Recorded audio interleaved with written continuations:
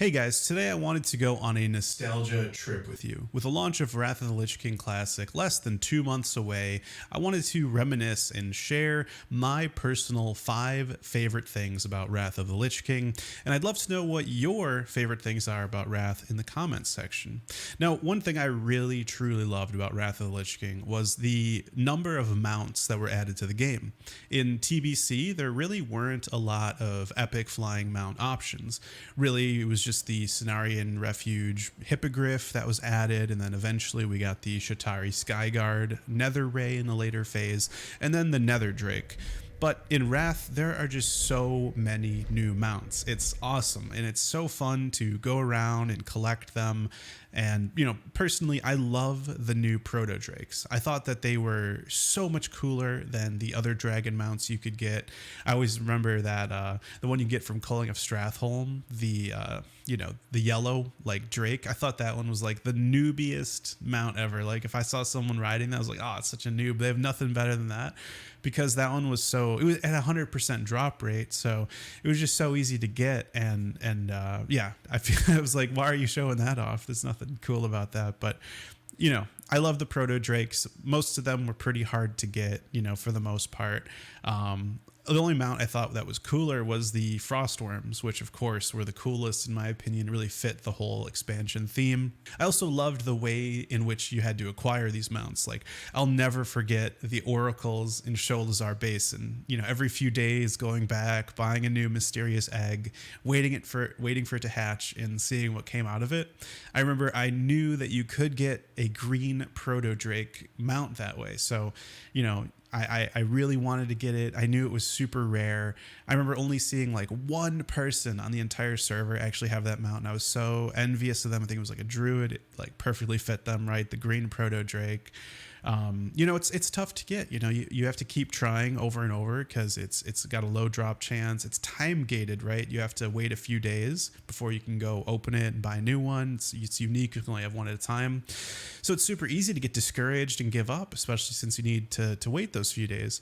And you'd probably have to do that for a long period of time in order to get it because of that low drop rate. But also getting mounts through dungeons and raids, I thought is so cool. I mean, who doesn't love seeing that mount drop and you're like, oh my gosh, especially if it's not 100% drop rate, right?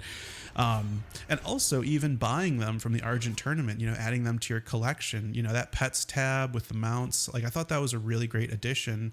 And of course, my absolute favorite way to get these mounts is through achievements, and I'll definitely talk more about that later because that is one of my favorite features. I remember the main reason I actually quit WoW at one point was because I actually did a faction change, and Blizzard really screwed up my faction change. I lost 10 or more of my mounts during the faction change, because if you remember, there was faction specific mounts, right? Well, of course, right? The Horde get wolves. The Alliance get the Draenei, mammoth or whatever, the elephants and the horses, right? And so I lost 10 mounts during this transfer somehow. And Blizzard was no help in getting them back. And I really cared about mounts and collecting things that much that it kind of I was like, all right, whatever, I'm done with this game, right? Darn you, Blizzard, for making me quit for a period of time. But that actually reminds me of the time when Blizzard stole my friend's PC. But that is a story for another time. All right, number 2, one of my favorite features, things that Wrath of the Lich King brought to the game, was actually random dungeon finder. And this is going to be controversial because we all know how the community, half of you guys love it, half of you guys hate it. You can argue this is a feature for lazy gamers or casuals or whatever, but honestly, this is a favorite of mine. Just being able to queue up, get a group instantly together for a dungeon is amazing, especially if you only want to play it for 30 minutes to an hour, right? It's amazing. Some of the most fun I've had in WoW, honestly, is just doing dungeons. They're super casual, they're chill, no Discord required. It's just fun to be able to play a role, be a healer, be a tank or a DPS with 4 other people and just have a good time. And, the ability to get into that really fast, I think is just something that really made this feature amazing, right? There's no need to spam trade chat, looking for 1 more, looking for 2 more, looking for tank, looking for healer, or, whispering, invite to someone and getting no response. it's just a really good quality of life improvement to be able to queue up and then just instantly get into a dungeon. Flying there is not really that big of a deal. It's fine, but the fact that you don't have to like spam, right? But now we all know we're not going to be getting this feature in Wrath of the Lich King Classic, but it is on private servers. That's actually why I even decided to go play on some private servers, was for RDF, and I really enjoy that feature there. Also, in Wrath, lots of heroics are needed to farm your pre-raid best in slot, farming badges, queuing up, makes that farm so much more convenient, right? Leveling through RDF is also so much more preferable to open world, in my opinion, because you get to experience those dungeons that you'd never see without the tool. You get that nostalgia hit every time entering a dungeon. I remember, man, just like, if you haven't done a dungeon in a long time, you queue up RDF and you enter it, and you're just like, oh man, I totally forgot about this place. And it's just an awesome feeling going back through there, experiencing it again. Not to mention, you get a huge amount of bonus XP. You get that satchel of helpful goods at the end, and it's just an amazing experience. And so I absolutely loved Dungeon Finder as a tool. Was such a great addition to Wrath of the Lich King. Loved it.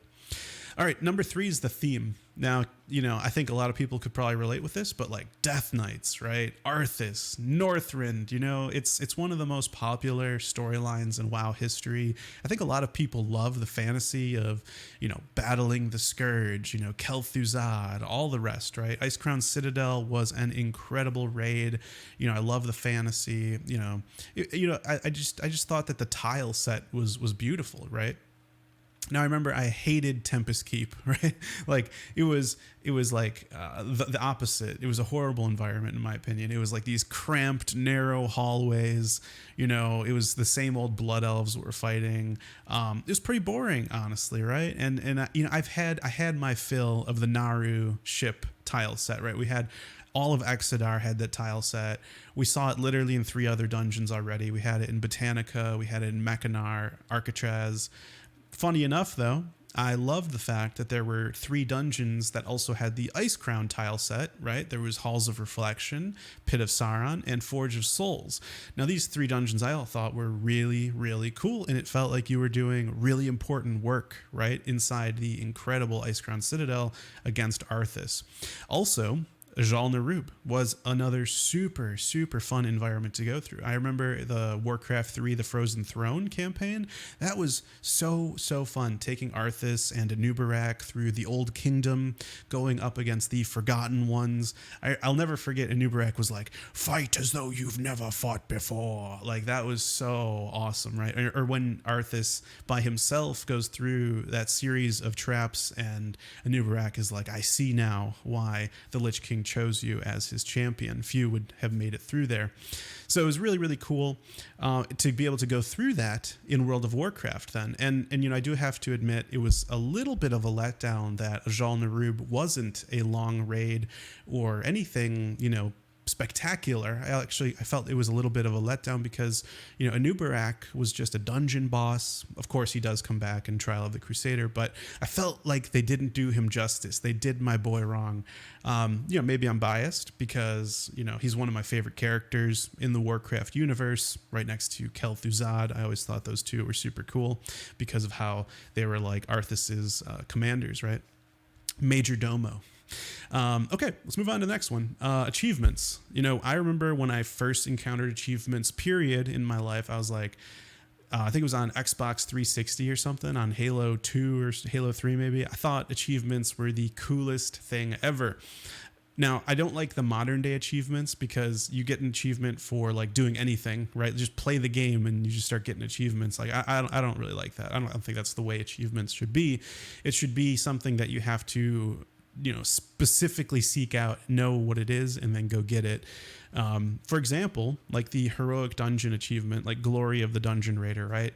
Like the Stratholme, Culling of Stratholme achievement. You need to kill 100 risen zombies in 1 minute.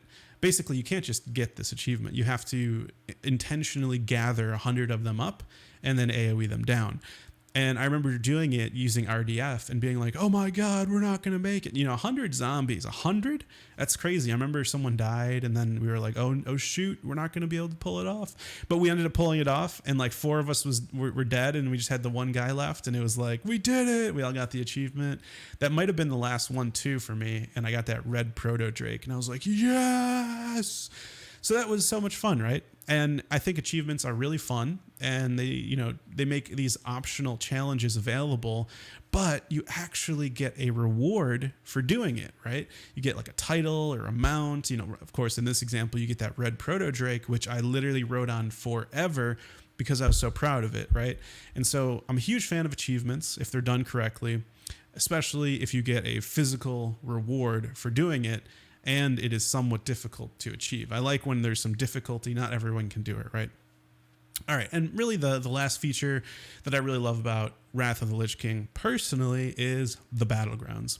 I was so excited to hear about destructible buildings coming to Wrath. Like, I always imagined, how cool would it be if we could just finally destroy Astronar, just burn Astronar to the ground, right?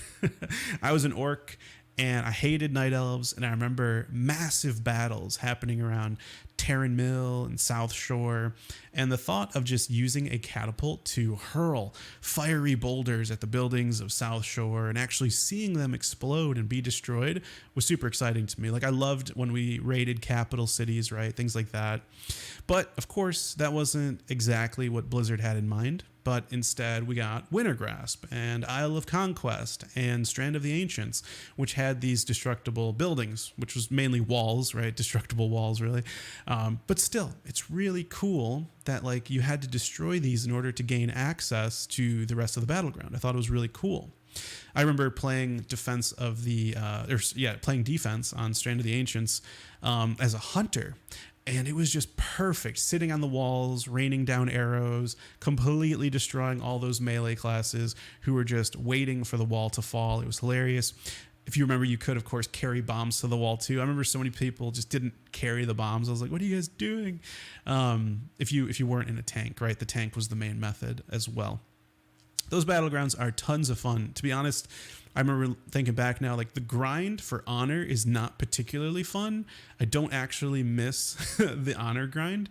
I can't believe I actually grinded as much honor as I did back in the day. You have to do it over and over again each season, right, to get the new offset pieces.